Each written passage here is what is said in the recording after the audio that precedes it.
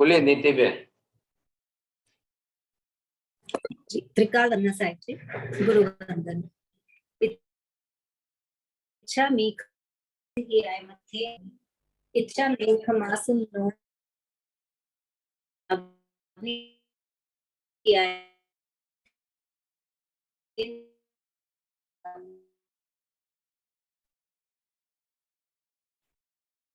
इच्छतार से सुख तप की यात्रा। स्वामी साता छे जी। आहार पानी नु लाभ देजो जी। इच्छा मेघ मासम नो बंदी उजाबनी जाए निस्सी आए मथे नंदानी। इच्छा कारण संदेश भगवान अभुट्यो में अभिन्न देवस्यम खामेउ।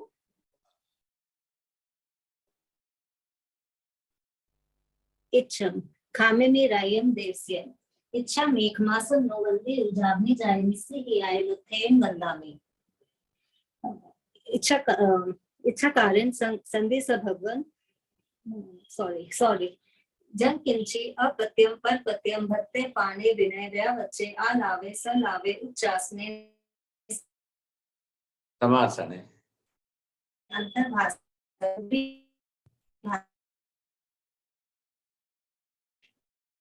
जन किंच विनय परिहीन भजान अजास में दुखड़ा। सुख साता में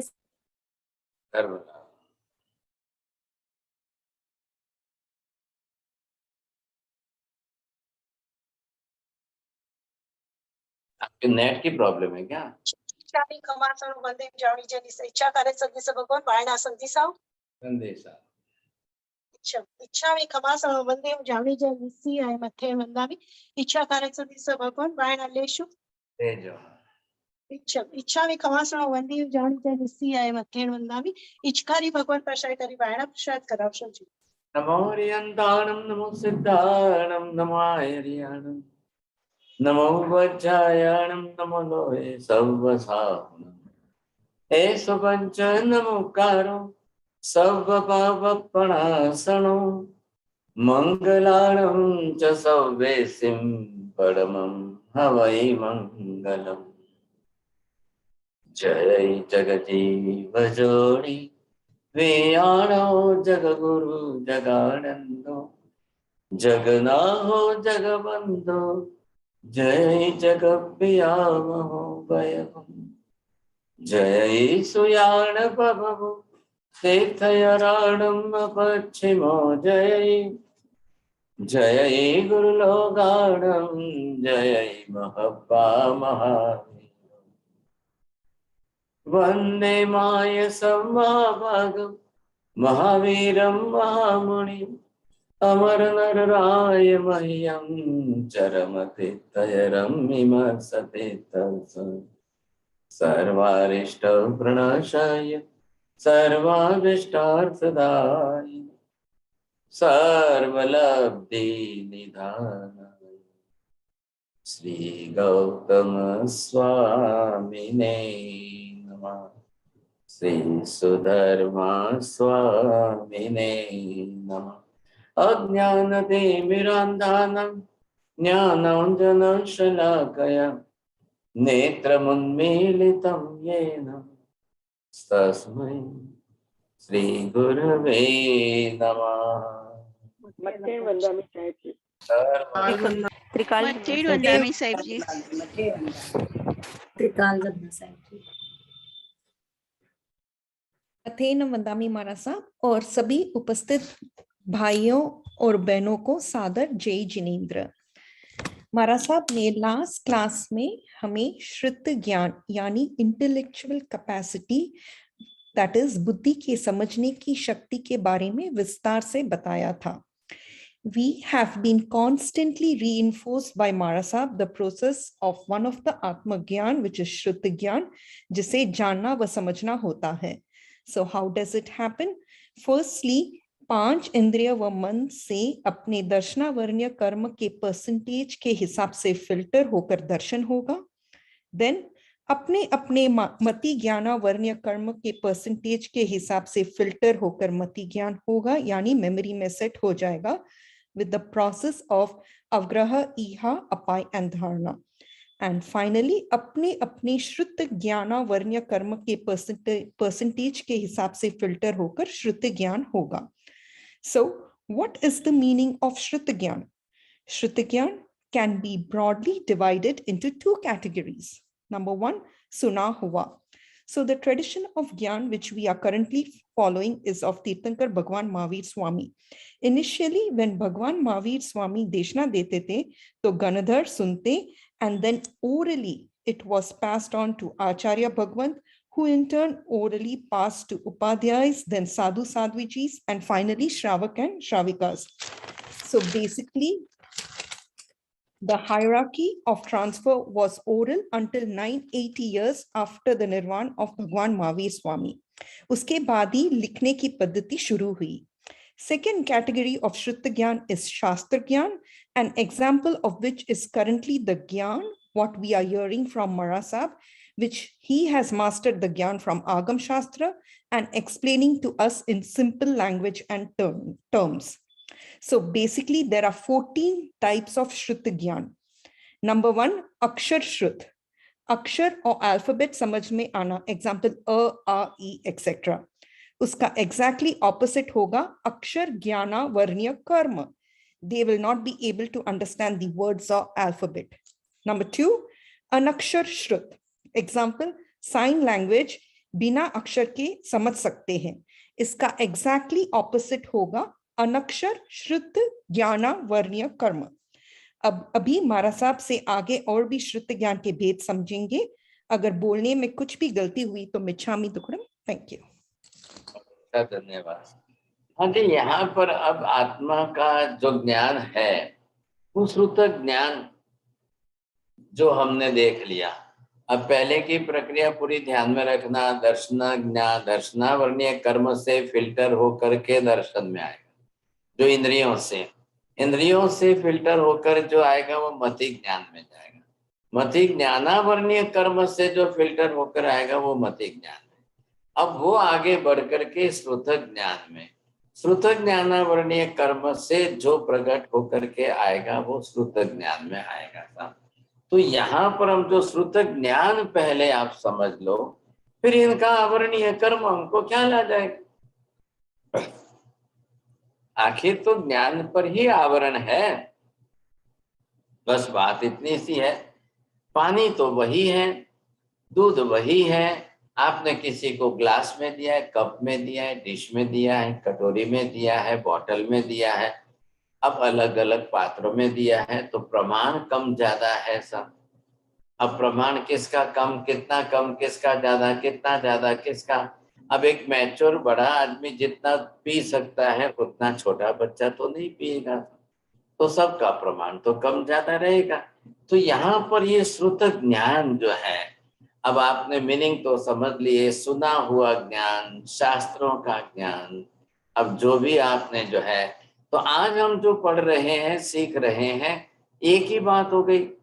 अब मैंने शास्त्र पढ़ा और मैं बोलूं और आप सुनो तो वो श्रुत ज्ञान मेरा हुआ क्या? वो शास्त्र का ही होगा सब. शास्त्र में कौन है? आगम शास्त्र है.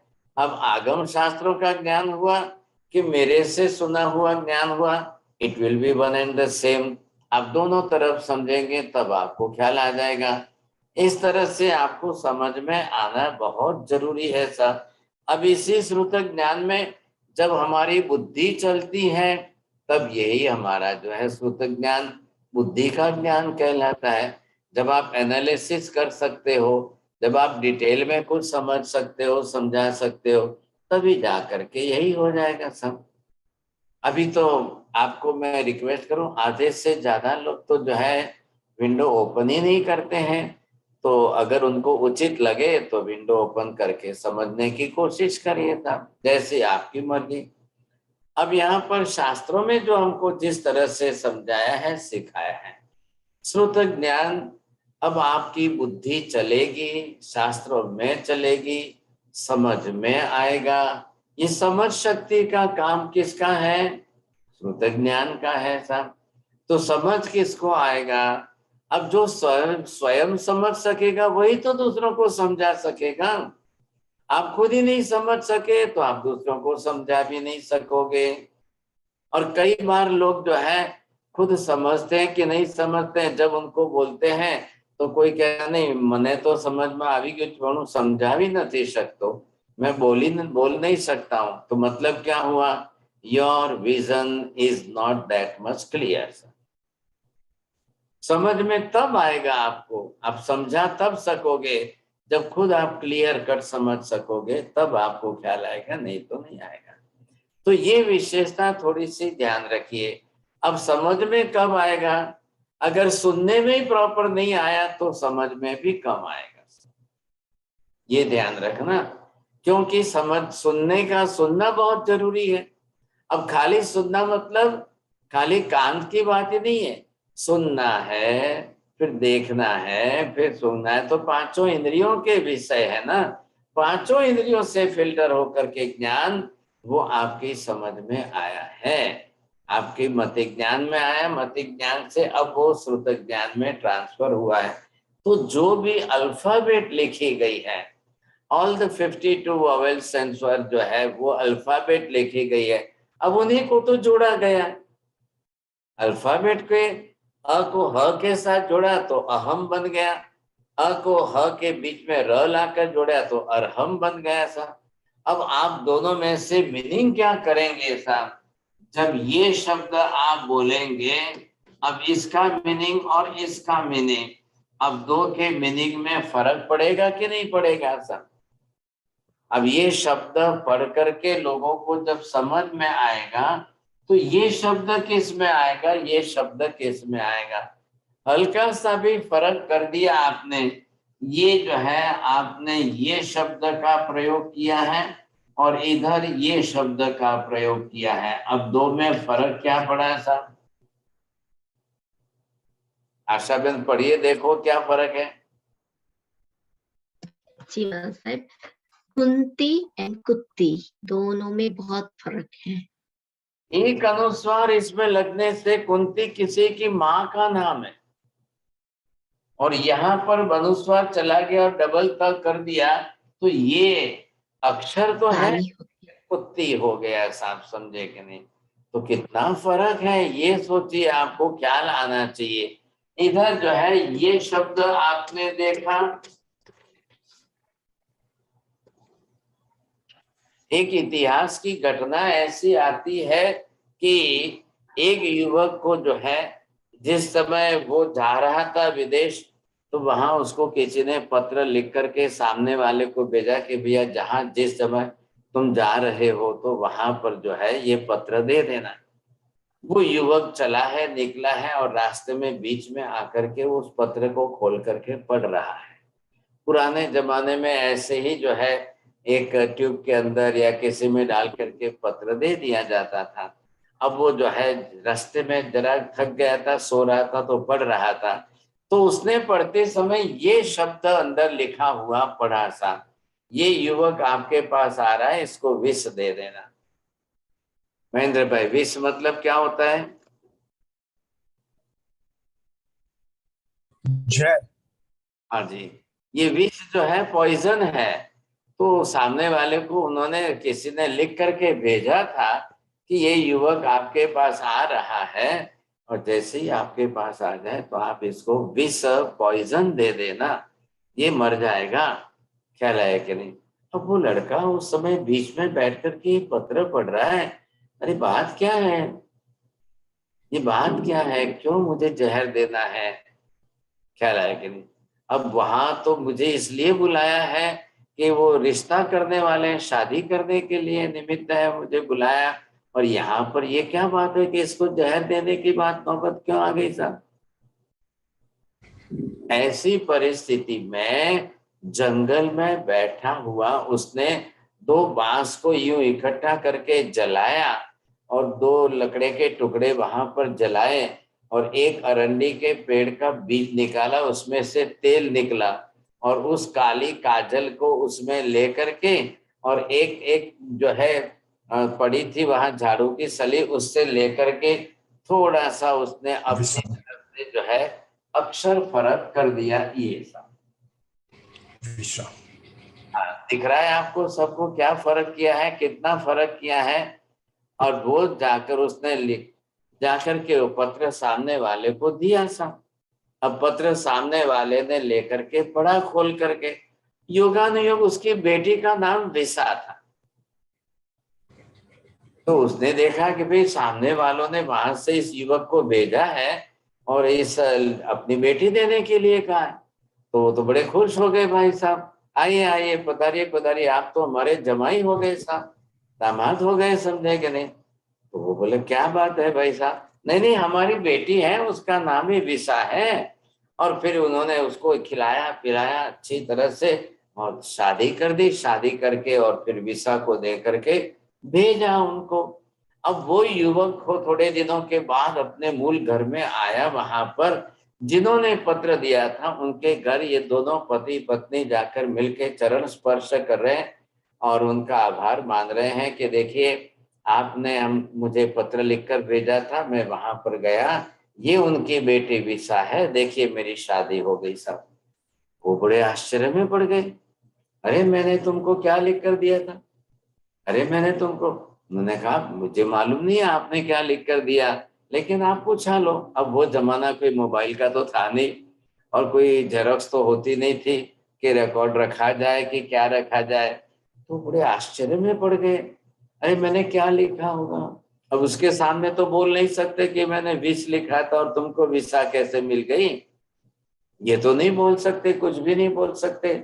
ऐसी परिस्थितियों के अंदर शब्द अक्षर, शब्द के अक्षरों का फर्क कितना पड़ता है साहब, अर्थ का अनर्थ कितना होता है, लोग कैसे कैसे अर्थ का अनर्थ कर देते हैं।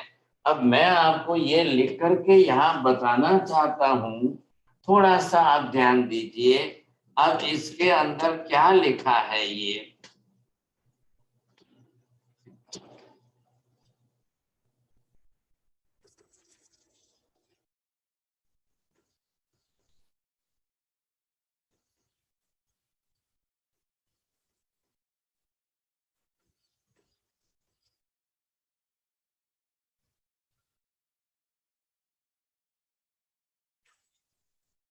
सब किसको पढ़ना आता है, चंद्रेश भाई पढ़ो,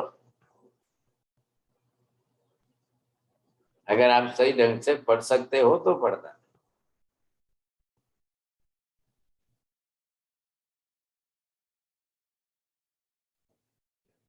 चलो नहीं, अजय दीपक भाई पढ़िए। महाराज साहब शांतिर भवतु और इसमें ऊपर शांतिर भवतु।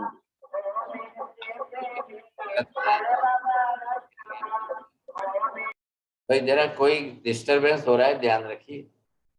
हाँ दीपक भाई ने बरोबर नहीं पढ़ा है, इनको पनिशमेंट आया है, समझे कि नहीं। बोलो अब आप कौन पढ़ेंगे, भारती बहन पढ़िए।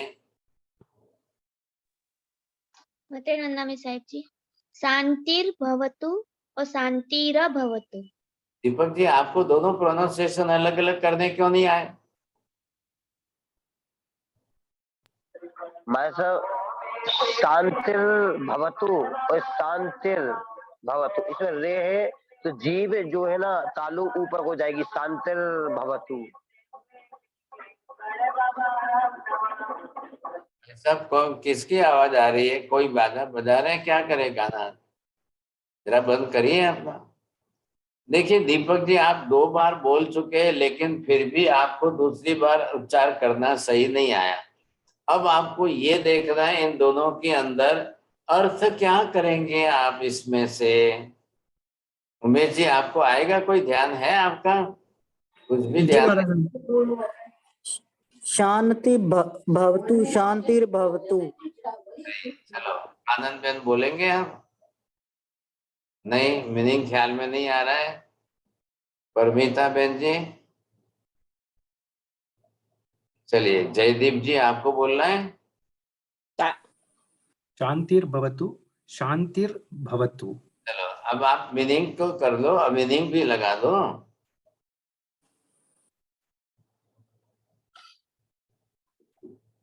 हाँ अब आप थोड़ा सा इधर देखना, बरोबर आपको ख्याल में आना चाहिए, समझिए। तो यहाँ पर ये जो शब्द आया है ना, ये बड़ी शांति के स्तोत्र का है। शांतिर भवतु, शांति हो। श्री श्रवण संघस्य शांतिर भवतु, सकल संघ में शांति हो। और इसका सीधा उल्टा क्या है? शांतिर भवतु, पूरे संघ में शांति न हो। उल्टा अर्थ हो गया कि नहीं हुआ? श्री ब्रह्म लोकस्य शांतिर्भवतु, श्री ब्रह्म लोकस्य शांतिर्भवतु। कुछ ऐसे एक्सपर्ट्स होते हैं, वो खाली एक राग को खींच करके, थोड़ा सा राग को खींच करके बोल देंगे तो उसका अर्थ का अनर्थ क्या हो गया। एक तो बोल रहे हैं कि पूरे लोक में ब्रह्मांड में शांति हो, और ये बोल रहे हैं कि शांति ना हो, मतलब अशांति हो। तो ये गलती क्यों हो रही है? बिल्कुल उल्टा हो रहा है ना। प्रार्थना है, प्रेयर है, तो बिल्कुल उल्टा हो रहा है। तो क्यों ऐसा होना चाहिए? तो आपके प्रोनाउंसिएशन में अक्षर ज्ञान आपका सही नहीं है, अक्षरों का संतुलन आपको बिल्कुल सही करना नहीं आ रहा है। अब अक्षर अगर लिखे गए हो सही और योर प्रोनाउंसिएशन इज रॉन्ग, तो और भी उल्टा हो जाएगा साहब। देखिए, कई मंत्र है, कई बार हम मंत्र लिखते हैं, कई बार मंत्र बोलते हैं। अगर अब भी एट मोमेंट जो है, इमीडिएट अभी आपकी जो एग्जाम ली जाए, तो शायद नवकार लिखने में कितनी गलतियां आएंगी। स्पेलिंग मिस्टेक, अगर आपको लिखने के लिए बोला जाए, साहब ने लिखिए, आप नवकार मंत्र लिख करके देखिए, तो बहुत मिस्टेक आएगी। ख्याल है, लोगस लिखने को बोल दिया तो फिर 10 गुनी ज्यादा मिस्टेक आ जाएगी। लेकिन बोलने के अंदर कई लोग बोल जाते हैं, because of that is already set in your memory. According to the memory आप जो बोलते जा रहे हो, अब उसी को अगर प्रोनाउंसिएशन के दृष्टि से देखा जाए या उसको अल्फाबेट के अक्षरों में लिख करके देखा जाए, there are so many mistakes. तो ऐसा मिस्टेक में, और ये तो क्या हो रहा है, मिस्टेक तो किस में आ रही है? अर्थ में। अर्थ भाव में। को महाराज किधर गए?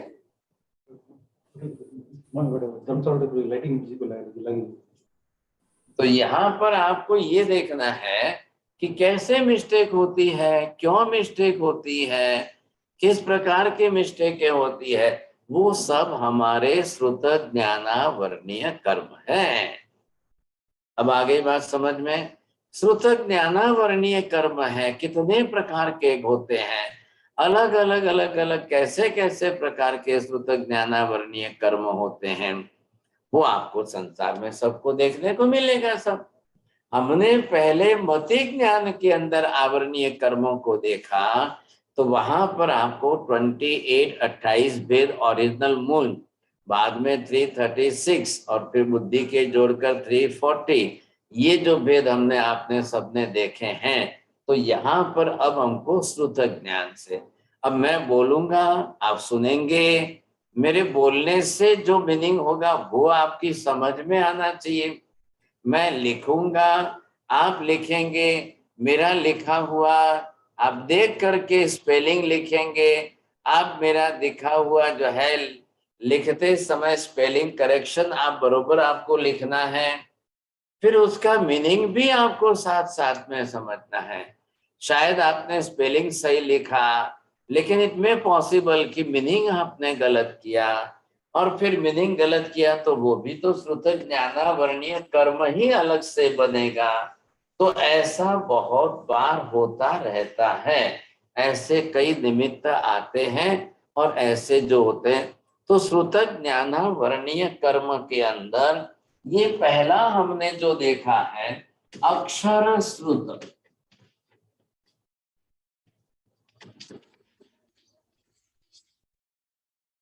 अब ये अक्षर श्रुत जिसका परफेक्ट है, each and every words, each and every जो है अक्षर और ईच एंड एवरी अक्षर के ऊपर की मात्राएं, लघु मात्रा, दीर्घ मात्रा, बड़ी मात्रा, छोटी मात्रा, ई की मात्रा, ऊ की मात्रा, ये सब आपको बरोबर सुनना है।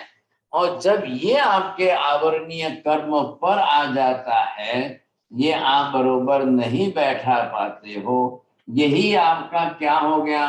अक्षर श्रुत ज्ञानावरणीय कर्म।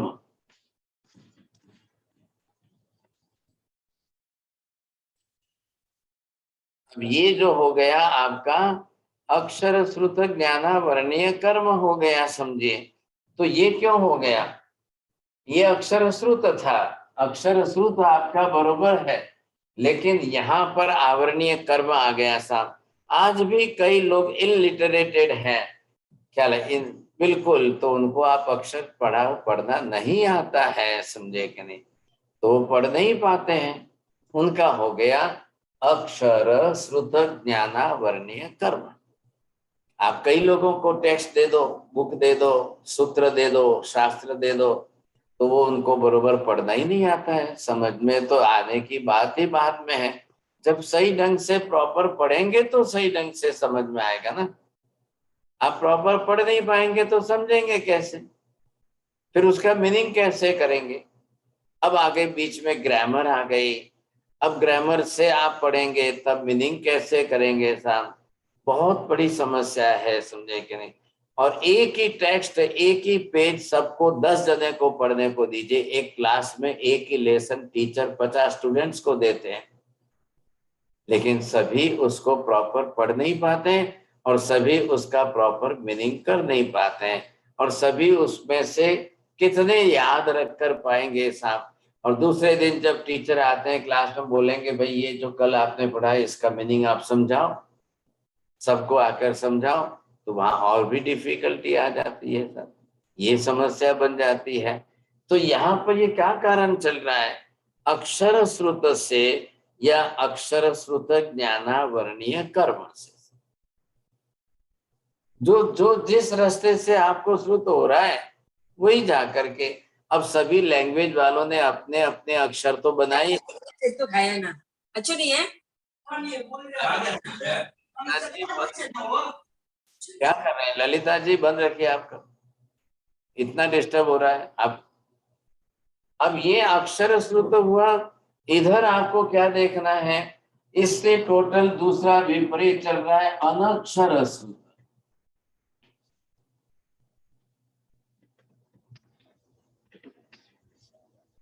तो ये भी क्या होगा? इसका भी ये आवरणीय कर्म जब आ जाएगा तो ये आपका बन जाएगा अनक्षर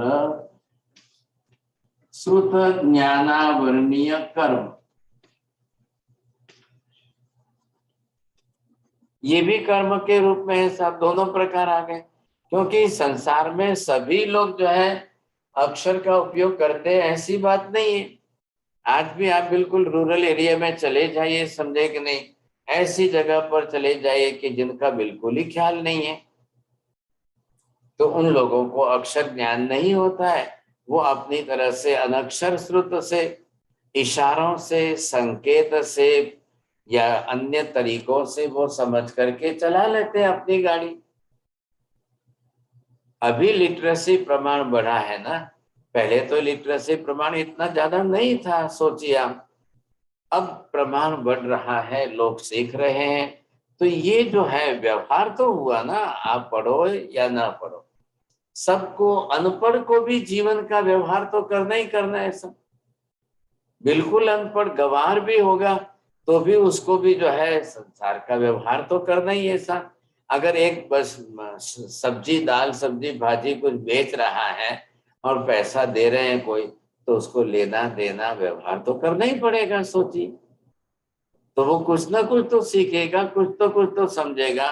उस जमाने के लोगों में से जब आपको मालूम है कि भाई अक्षर श्रुत नहीं था, आज आप अपनी स्पेलिंग से अपनी जो है सिग्नेचर करते हो, लेकिन आज भी आप ग्रामीणों में चले जाओ तो वहां पर जो है थम्स लगाते हैं, अंगूठा लगाएंगे, सब अंगूठे से बरोबर करते हैं।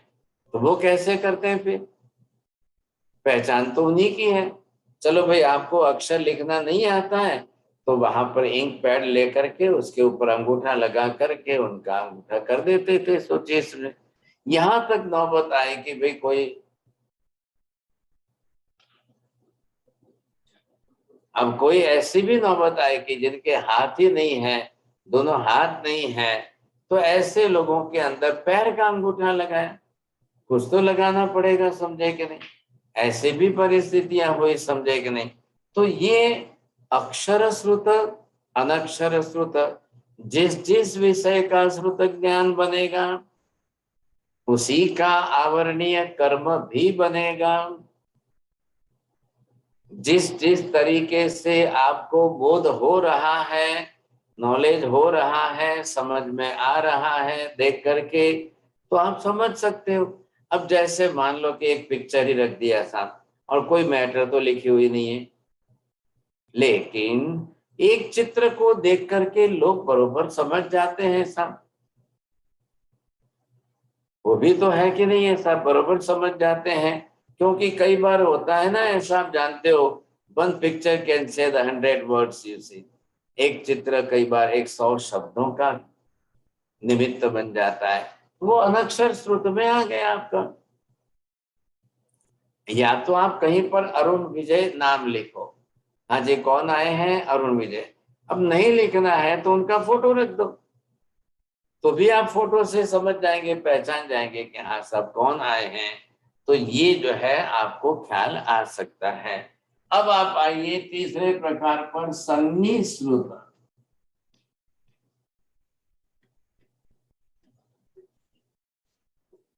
अब ये जो है क्या हुआ, किस प्रकार से अब यहाँ पर ये कहते हैं कि संज्ञी श्रुत मतलब क्या हुआ, जिस वस्तु को जो संज्ञा दी गई है, किस वस्तु को कौन सी संज्ञा दी गई है, किस वस्तु को क्या आपने संज्ञा नाउन क्या दी है किसको। अब ये वस्तु है साहब, तो आपने इसको संज्ञा क्या दी है, नाम तो दिया ना हमने इसको। तो जब ये नाम दिया तब जाकर के ये संज्ञी श्रुत बन गया। अब वहां पर आप ये रख दो, आपने अगर ये इसी को कुछ नाम दिया है तो ये संज्ञा श्रुत हो गया साहब। अब इसको संज्ञा क्या देनी चाहिए, हम आपकी भाषा में अंग्रेजी में बोलेंगे तब आप बोलेंगे फिश बोलेंगे, हिंदी वाले बोलेंगे मछली बोलेंगे। अब सब दुनिया भर की लैंग्वेज में सबने अपनी अपनी संज्ञा दी हुई है, सबने अपने तरीके से दी हुई है।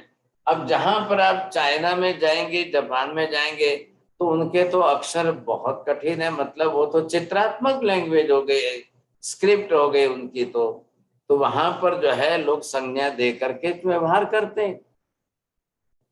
लेकिन दुनिया की एक भी भाषा ऐसी नहीं है कि जिस भाषा ने अपनी लिपि ना बनाई हो।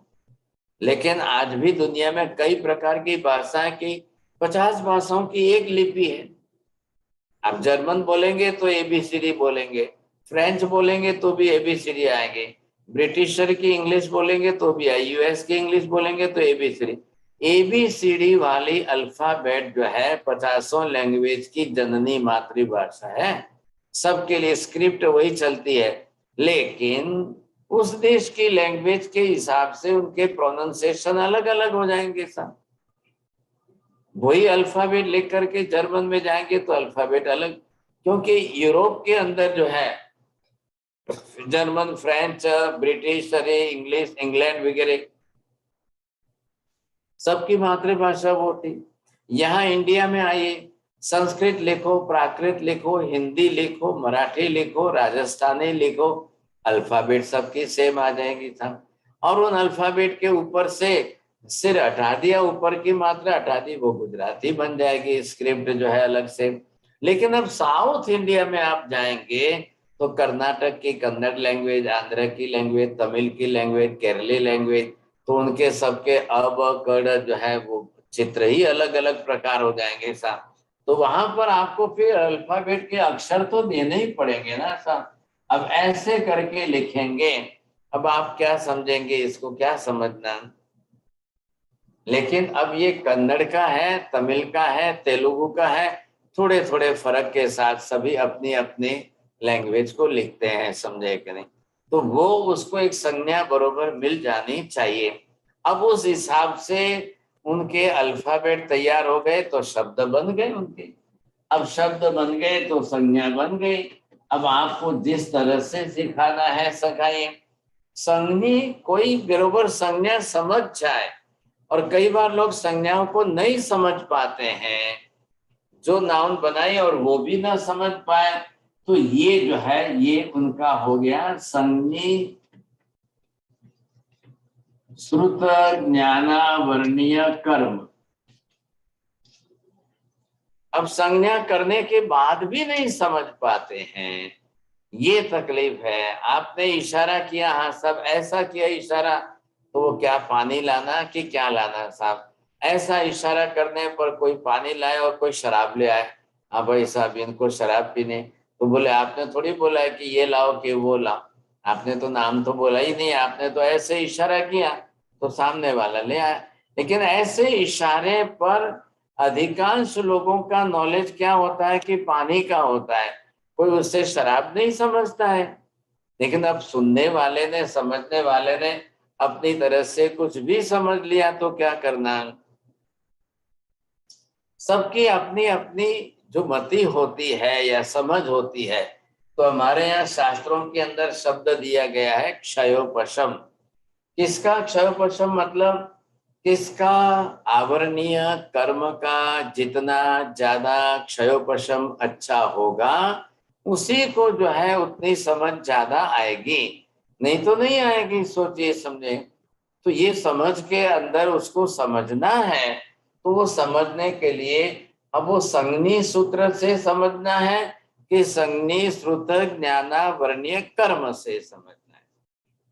ये समस्या बनी रहेगी, समझे कि नहीं? हमेशा तो सब लोगों के साथ है ना आखिर। तो अब आप चले जाइए तिर्यंत गति में पशु पक्षियों के यहाँ पर, तो वहां तो कौन सी भाषा है? वहां तो अक्षर का तो प्रश्न ही नहीं है,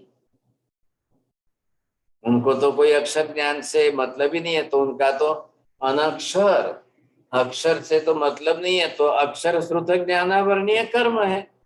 फिर अनक्षर श्रुत ज्ञानावरणीय कर्म या अनक्षर से संज्ञा से उनको, तो कई देखिए पशु पक्षियों को देखिए संज्ञा से जल्दी समझ जाते हैं। कई प्राणियों को देखिए आप, समझे कि नहीं? आप गाय को देखिए, बैल को देखिए, बछड़े को देखिए, डॉग को देखिए, आपने इशारा कर दिया ना ऐसे, तो वो आपके हाथ के इशारे को भी समझ जाता है। आपके आंचले जी, आपका डॉग समझता है कि नहीं समझता है? हाँ महाराज साहब बहुत समझता है, आवाज भी समझता है एंड इशारा दोनों समझता है। अब ये जो है तो वो भी एक जीव है, तिर्यंच पंचेंद्रिय जीव है। अब उसका भी श्रुत ज्ञाना वर्णीय कर्म, अब श्रुत ज्ञाना वर्णीय कम ज्यादा सबका कितने प्रमाण में है, वो अलग अलग प्रमाण सबका रहता है। तो कौन समझता है कौन नहीं समझता है? आप जितना उस डॉग को ट्रेन करते जाओगे, उस ट्रेनिंग को वो ज्यादा समझता जाएगा। कई घरों के अंदर डॉग जो है, पेपर वाला आता है तो जा करके गेट खोल के पेपर ला के देता है। शेठ तैयार हो गए, ऑफिस जाना है, तो बरोबर समझ गया तो जा करके बूट ला करके शेठ के पास दे देगा, समझे कि नहीं?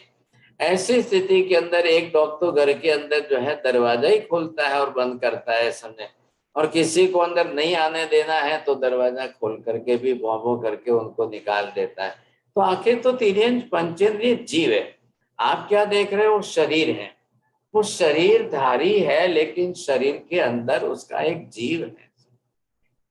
वो आत्मा जो है वो हमारे जैसी सेम आत्मा है, सबकी सेम आत्मा है। और जब हमारे जैसी सबकी सेम आत्मा है तो वो तो उसी तरह से रहे, उसका भी मति ज्ञान श्रुत ज्ञान है। हमने पहले क्या सीखा हुआ है? संसार के अंदर अनंत अनंत जीवों में मति श्रुत ज्ञान के बिना का कोई जीव ही नहीं है। तो प्रत्येक जीव के पास मति ज्ञान श्रुत ज्ञान कंपलसरी है। अब उसमें आवरणीय कर्म ज्यादा है या कम है, कितना है, कितना कम ज्यादा है? महावीर स्वामी को पूछा गया कि हे भगवान, ये जीव माता के गर्भ में आया है, क्या एक कुत्ती के घर में 10 बच्चे आए हैं, और एक स्त्री के गर्भ में 2 बच्चे ट्विंस है साहब। हे भगवान, सिमंदर स्वामी को प्रश्न पूछा जाए कि भगवान क्या इन दोनों के अंदर मति ज्ञान श्रुत ज्ञान है या मति ज्ञानावरणीय कर्म और श्रुत ज्ञानावरणीय कर्म है?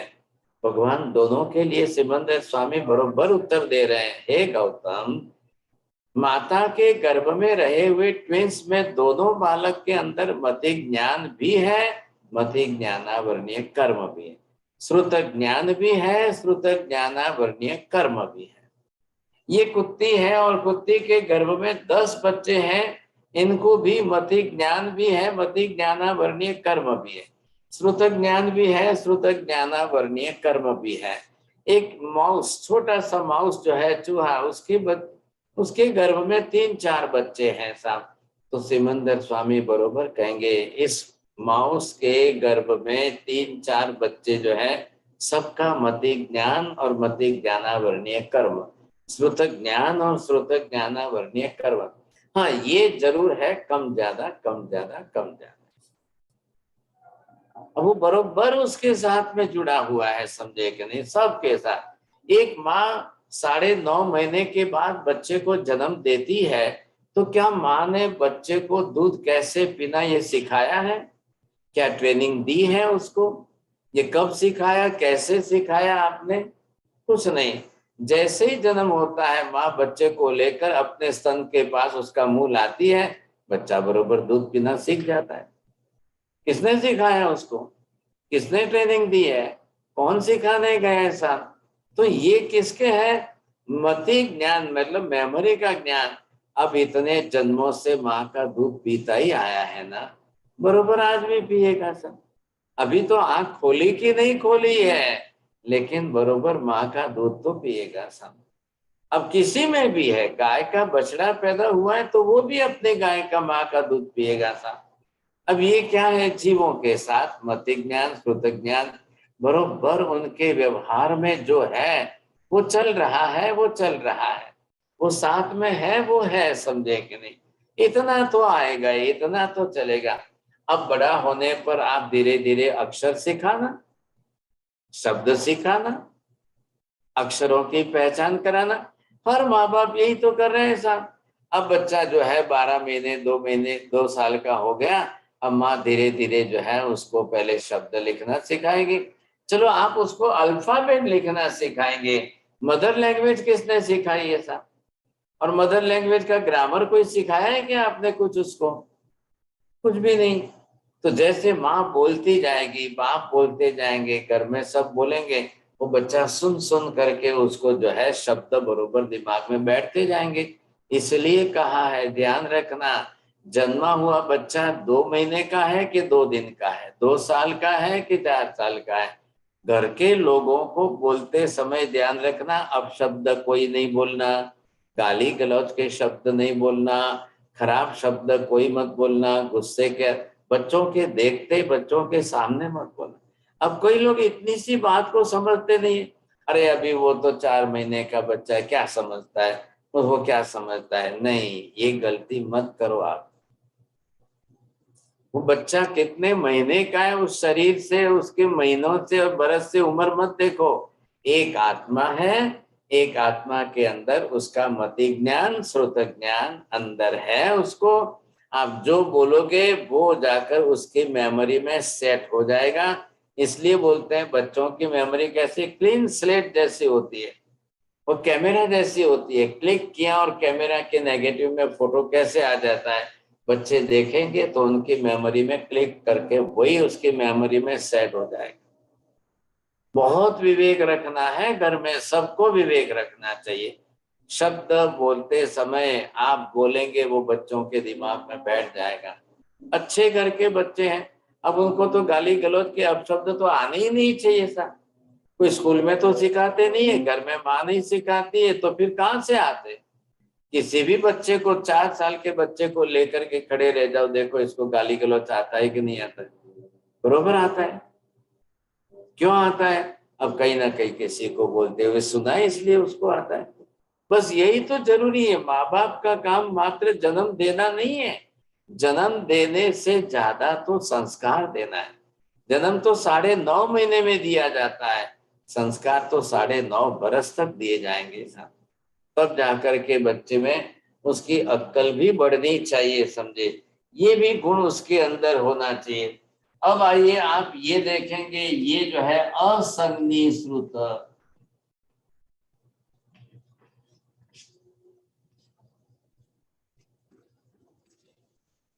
मान लो संज्ञा नहीं किए, असंज्ञी है और उसको बरोबर जो है अर्थ समझ में आ रहा है, ख्याल है कि नहीं, तो ये बहुत अच्छी बात है। असंज्ञी श्रुत ज्ञान, असंज्ञी श्रुत ज्ञान वर्णीय कर्म, ये भी बरोबर बनता जाएगा। आपने अभी तो कोई इशारा नहीं किया है, आपने कोई संकेत भी नहीं दिया है, ख्याल है, फिर भी आप पहचान जाएंगे। अब देखिए 2400 तीर्थंकर भगवान की मूर्तियां तो सब एक सरीकी होती, सभी भगवान ध्यानस्थ प्रतिमा में है। अब ये आदेश्वर की है, ये पार्श्वनाथ की है, महावीर स्वामी के, शांतिनाथ की है, किसके, तो जो नीचे सिंबल दिए गए हैं चिन्ह, आप बरोबर उनसे समझ जाते हो। हिरण का चिन्ह ये शांतिनाथ भगवान की है, सिंह का चिन्ह है महावीर स्वामी की है। तो ऐसे जो है यहाँ पर आप किसी भी प्रकार से अगर संज्ञा है और संज्ञा से समझ रहे हो तो संज्ञा श्रुत है, बिना संज्ञा के भी वो समझ जाते हैं संग, और संज्ञा श्रुत हो जाएगा, समझे कि नहीं। पीछे से आप खड़े हो देख रहे हो साधु महाराज जा रहे हैं, तो क्या देखा आपने, यूनिफॉर्म देखा है ना, अभी चेहरे से पहचान नहीं गए हैं, लेकिन आपने मात्र यूनिफॉर्म देख करके हाँ सब साधु महाराज जा रहे हैं, आपने देख करके बता दिया, समझे। तो ये क्यों बता रहे हैं आप, कि वो आपकी मेमोरी में सेट है, ऐसा ऐसा ऐसा ऐसा यूनिफॉर्म जो होता है वो साधु महाराज का ही होता है। और हजारों लाखों बरस बीत गए, आज हजारों वर्षों से इस प्रकार के यूनिफॉर्म को और किसी ने धारण ही नहीं किया है वापस, तो एकमात्र जैन साधु का ऐसा यूनिफॉर्म वो फिक्स ही हो चुका है, स्थिर हो चुका है, बस बात पूरी हो गई, समझे कि नहीं। जिस तरह से जिस प्रकार से जो है लोगों ने अपनी तरह से जो ज्ञान प्राप्त किया है, अब उसी हिसाब से आप देखेंगे तो आप समझ जाएंगे, समझे कि नहीं। आखिर किस प्रकार का, अब ये असंज्ञी श्रुत, अभी तक कोई संज्ञा नहीं हुई, तो यहाँ पर इसको असंज्ञी श्रुत ज्ञानावर्णीय कर्म,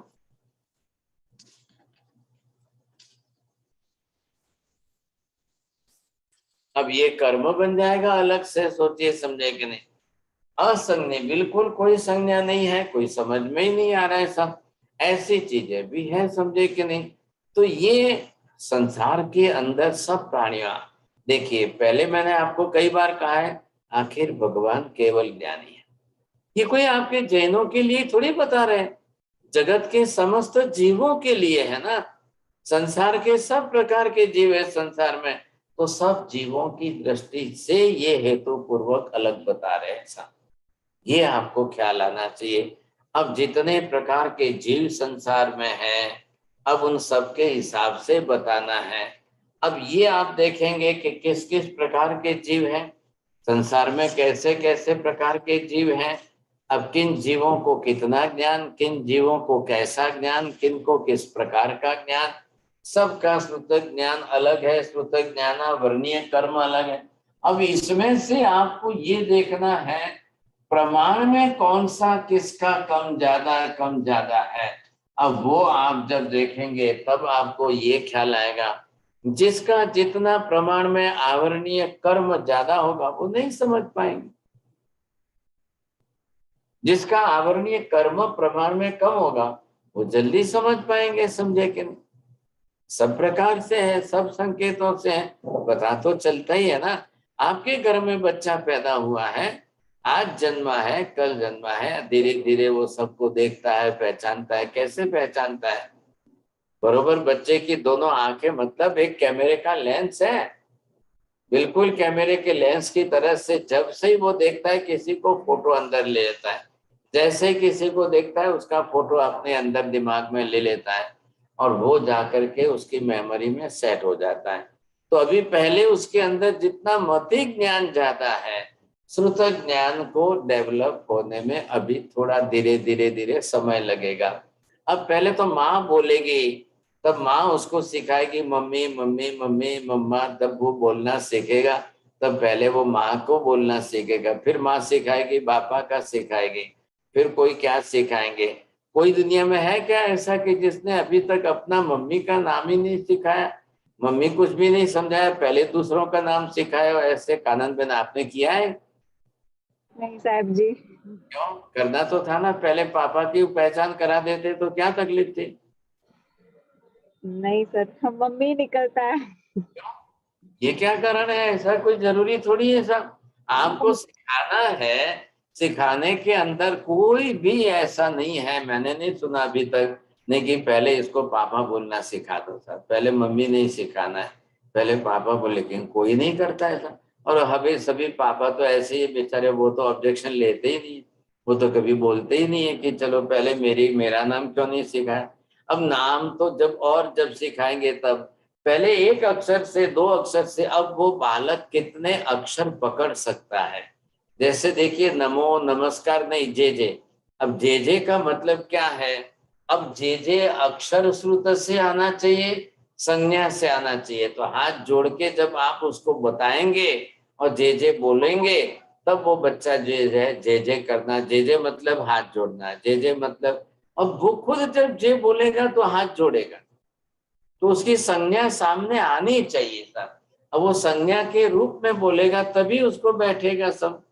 अब उसके बाद में धीरे धीरे धीरे धीरे धीरे जब मेमोरी सेट हो जाएगी, फिर तो आप सवाल ही नहीं है साहब, और भी अच्छी तरह से बोलते जाएंगे।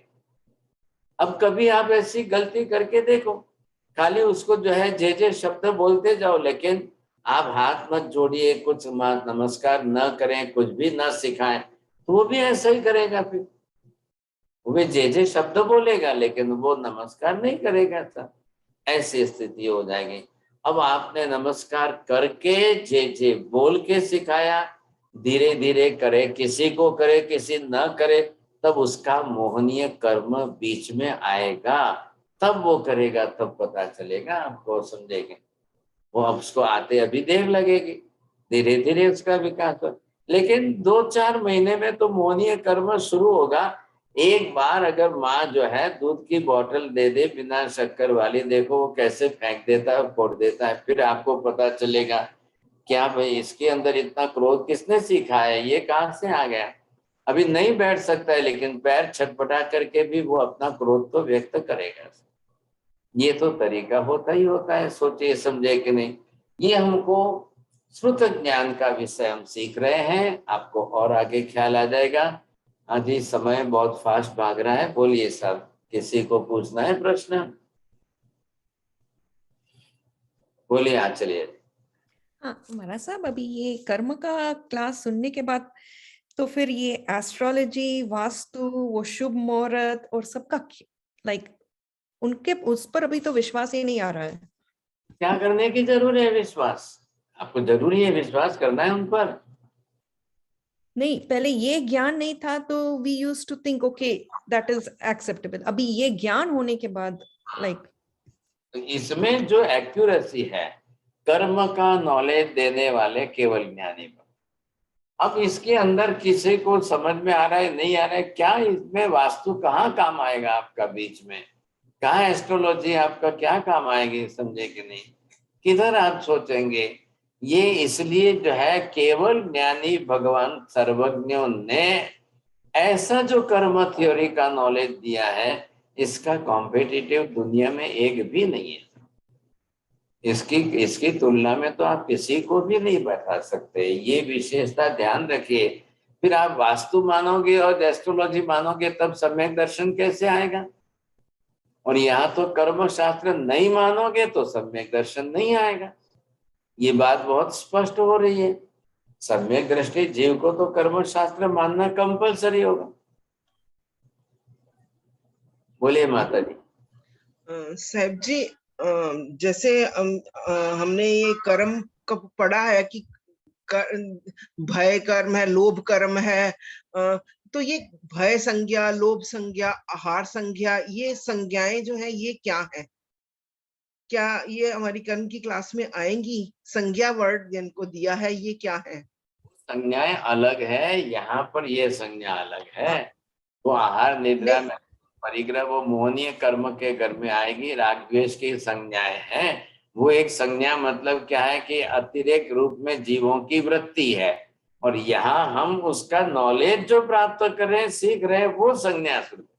आप संज्ञा शब्द आने से दोनों को मिलाइए मत। नहीं, मैं मिला नहीं रही साहब जी, मैं वो उसको संज्ञा शब्द क्यों दिया है ये जानना चाहती हूँ। वहाँ अलग वो मानसिक दृष्टि से है ना, तो इसके लिए वहां जब मोहनीय कर्म में आएगी वो संज्ञा मतलब वैसी वृत्ति, ख्याल है कि नहीं, जीवों के अंदर आहार निद्रा मैथुन परिग्रह की वृत्तियां जो है वो अलग इमोशनल चीज है वो।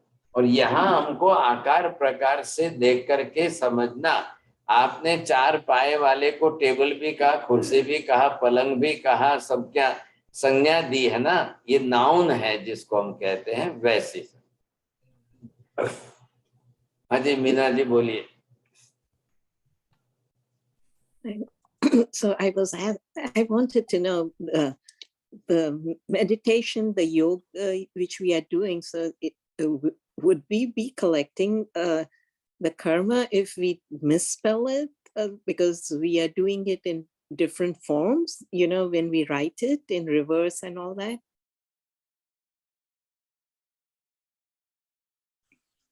Here is the karma specially, particular which is the covered particular virtues of the soul.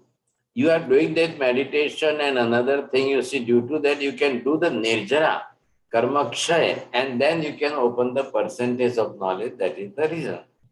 So meditation, dhyan, sadhana, etc. You see, these are all the types of nirjara. You can just develop your knowledge, but if the karma kshay, karma will destroy, your gun will appear, you see. आज ही कानन बहन बोलिए। तो मेरा थोड़ा सुनीता जी के साथ मिलता जुलता क्वेश्चन है। जब हम शुद्ध ज्ञान की बात करते हैं तो उसमें ग्रह जो होते हैं, does it even come into the picture कि हमारे जन्म के टाइम देयर आर सम ग्रह जो हमारी कुंडली बनाते हैं, देन शादी के टाइम वो मैच वगैरह करते हैं, तब यहाँ पे कोई पिक्चर प्ले करता है कि जैनिज्म ये मानता ही नहीं है ग्रह के बारे में?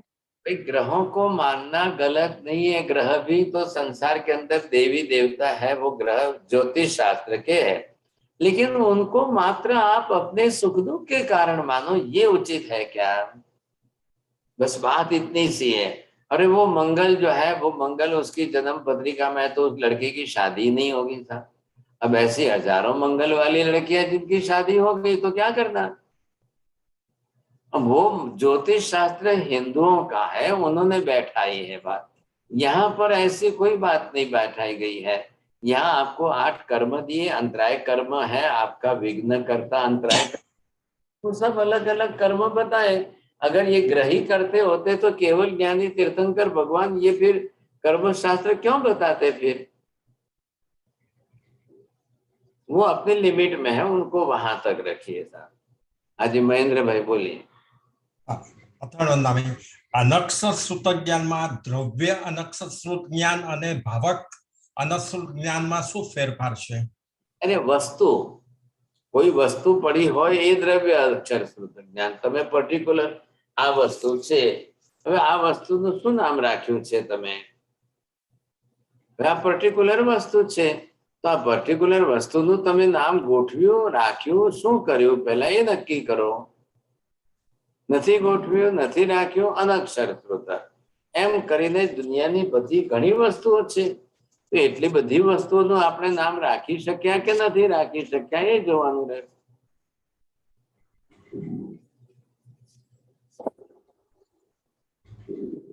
हाँ, और कोई? साहिब जी मथे मुन्ना जी, अब जैसे हम लोग यहाँ पे शादी वगैरह करते हैं तो पूरा हिंदुइज्म का ही पूरा आता अंदर। वही व्यवहार वही है ना, ब्राह्मण लोग वही है, उनका पेशा है, बिजनेस है। आप उनको पैसे दोगे, आप बुलाओगे, शादी आदि करो। अब आपको जैन विधि से करनी है तो उनको नहीं बुलाओ, आपके पास जैन विधि भी अवेलेबल है क्या? हाँ बिल्कुल है, जैन शादी विधि विवाह विधि है। आपको जो है पुणे के अंदर एक चोरड़िया जी करके है, उनको अपने मैगजीन में हमेशा पब्लिश करते हैं, हमेशा भेजते हैं लोगों को, और काफी लोग करते भी हैं। लेकिन अब बोले कौन, करावे कौन, करे कौन, वो कोई नहीं। तो वो सब लोगों को वही पसंद आता है ना, ब्राह्मण लोग आते हैं, आप फेरे फरते जाओ और वो बोले सावधान सावधान, तो आप कोई सुनते थोड़ी हो, सावधान होते हैं क्या? आपके टाइम में याद आता है आपको सावधान बोला था आपको घूमते समय? बोला था, मजाक में। बोला था, याद है? कितनी बार बोला था? ध्यान नहीं है सर। ध्यान नहीं है कोई, वो उस समय क्या ध्यान रहता है, उस समय विचार दूसरी दिशा में रहते हैं, तो ध्यान नहीं रहता है। अगर वो बोले और आप सावधान हो जाओ तो बहुत बड़ी बात है, समझे कि नहीं? बोलिए कांति पे, जल्दी करिए। सॉरी महाराज साहब, आपने जो कहा कि सूत्रज्ञान जैन, उनको जो प्रश्न था ना, वो जैन फिलॉसफी में, फिलॉसफी नहीं लेकिन जैन विधियों से शादियां होती है, यहाँ पर भी हम करते हैं। लेकिन जो सूत्रज्ञान की जो भाषा में आप जो ह्रस्व दीर्घ मात्रा जो लगाते हैं, उसमें बहुत फर्क पड़ जाता है, तो उसका अर्थ का अनर्थ हो जाता है। ग्रामेटिकल है ना भाई साहब, लैंग्वेज आई तो विदाउट ग्रामर की लैंग्वेज थोड़ी बनेगी, कंपलसरी है ग्रामर, क्योंकि उसके मीनिंग है ना। क्योंकि Sanskrit is a very rich language, English is very poor language. अब ये मैं बोलूंगा तो आपको गुस्सा आएगा, खराब लगेगा, लेकिन अब कभी वो स्पेशल डिस्कशन उस लैंग्वेज की दृष्टि से करेंगे तब जाके आपको ख्याल आएगा, समझिए। क्योंकि संस्कृत है, प्राकृत है, तीर्थंकरों की भाषा बोली हुई है। अब उसके अंदर किस तरह से कैसे हैं, तो उसका ग्रामर काफी है। तो उसके अंदर जो है, आप भक्तामरी देख लो ना, भक्तामर के अंदर 14 अक्षर की एक एक लाइन है। अब 14 में से किसमें कितने आधे अक्षर आते हैं, उसका प्रोनाउंसिएशन करना भी लोगों को नहीं जमता है। जी जी, ये तो रहने वाला है ना, this is the beauty of the Sanskrit language. Surya ji बोलिए। हाँ, नहीं महाराज साहब, जैसे ग्रह की, अभी जो ग्रहों की बात आई महाराज साहब, तो मैंने सुना है कि जब भगवान महावीर स्वामी का निर्माण हो रहा था, उसमें इंद्र महाराज भगवान के पास आए थे कि आपके नाम पर भस्म ग्रह लग रहा है जो 2000 साल तक है। तो फिर महाराज ये फिर कैसे? ये क्या, ग्रह आदि तो आते ही है ना, ग्रहों का तो क्रम है, 84 ग्रह है अलग अलग प्रकार से, तो ये ज्योतिष के मंडल के हैं। अब जब हम कॉस्मोलॉजी शुरू करेंगे तब उसमें ये विषय आएगा, तब आप पढ़ना उस समय। तो ग्रहों का अपना आना जाना तो रहेगा ही।